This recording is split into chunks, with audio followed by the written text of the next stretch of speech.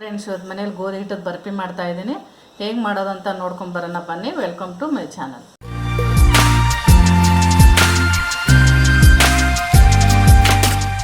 ಮೊದಲಿಗೆ ಒಂದು ಕಡಾಯಿ ಇಟ್ಕೊಂಡಿದ್ದೀನಿ. ಗ್ಯಾಸ್ ಅಂಟಿಸ್ಕೊಳ್ಳೋಣ. 1 ಕಪ್ ಗೋಧಿ ಹಿಟ್ಟು ತೊಗೊಂಡಿದ್ದೀನಿ ನಾನು. ಗೋಧಿನೇ ತೊಗೊಂಬಂದು ಮಿಲ್ಲಿಗೆ ಹಾಕ್ಸಿರೋದು ಹಿಟ್ಟಿದು. ಚೆನ್ನಾಗಿ ಹುರಿಯೋಣ. ಇದು ಸ್ವಲ್ಪ ಹಿಟ್ಟು ಬ್ರೌನ್ ಕಲರ್ ಬರಬೇಕು.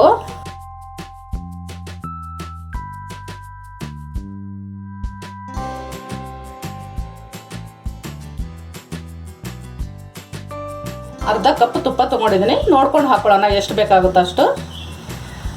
ಸ್ವಲ್ಪ ಹಾಕೊಳ್ಳೋಣ, 1-2 ಸರಿ ಹಾಕೊಳ್ಳೋಣ.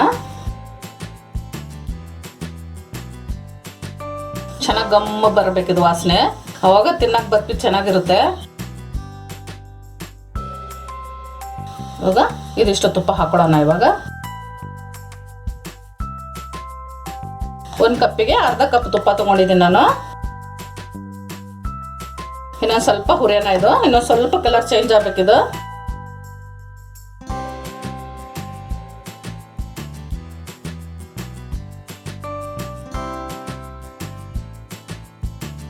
ಇನ್ನೊಂದು ಸ್ವಲ್ಪ ಬ್ರೌನ್ ಬರಬೇಕಿದು.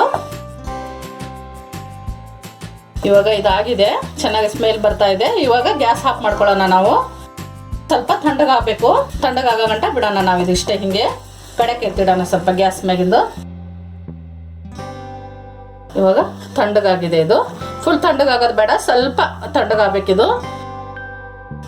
1 ಕಪ್ ಗೋಧಿ ಹಿಟ್ಟಿಗೆ ಸ್ವಲ್ಪ ಕಡಿಮೆ ಇದೆ. 1 ಕಪ್ ಬೆಲ್ಲ ಹಾಕೊಳ್ಳೋಣ. ಇವಾಗ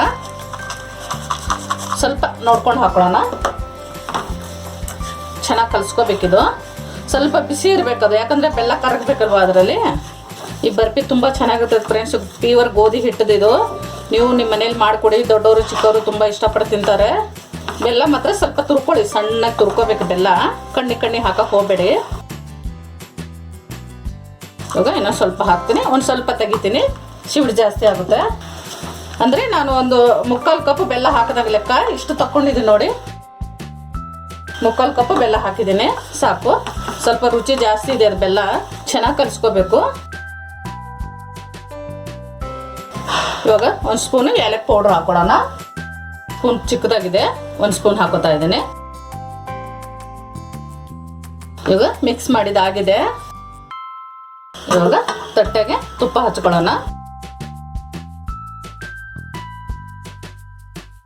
ಇದೆಲ್ಲ ಈ ತಟ್ಟೆಗೆ ಹಾಕೊಂಡ್ಬಿಡೋಣ. ಇವಾಗ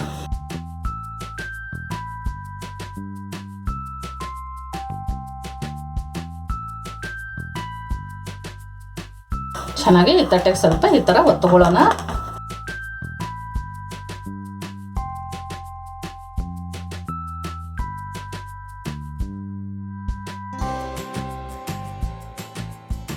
ಈ ಥರ ಒಂದು ಬಟ್ಲ ಬರುತ್ತಲ್ಲ, ಈ ಬಟ್ಲಲ್ಲೇ ಈ ಥರ ಸ್ವಲ್ಪ ಗಟ್ಟಿಯಾಗಿ ತಿದ್ಕೊಂಡ್ಬಿಡಿ. ಇದಕ್ಕೆ ಚೆನ್ನಾಗಿ ಕುತ್ಕೊಂಡ್ಬಿಡುತ್ತದೆ ಗಟ್ಟಿಯಾಗಿ.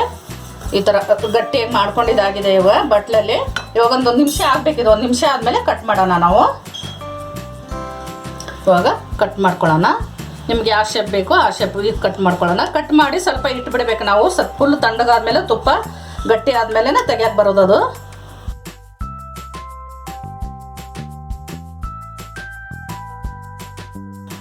ನಿಮ್ಮ ಚಿಕ್ಕ ಸೈಜ್ ದೊಡ್ಡ ಸೈಜ್ ಯಾವ ಶೇಪ್ ಆದರೂ ಕಟ್ ಮಾಡ್ಕೋಬೋದು ನೀವು.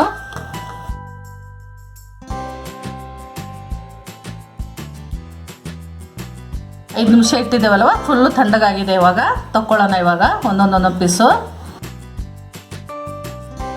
ಇವಾಗ ಸರ್ವಿಂಗ್ ತಟ್ಟೆಗೆ ಹಾಕೊಳ್ಳೋಣ ನಾವು.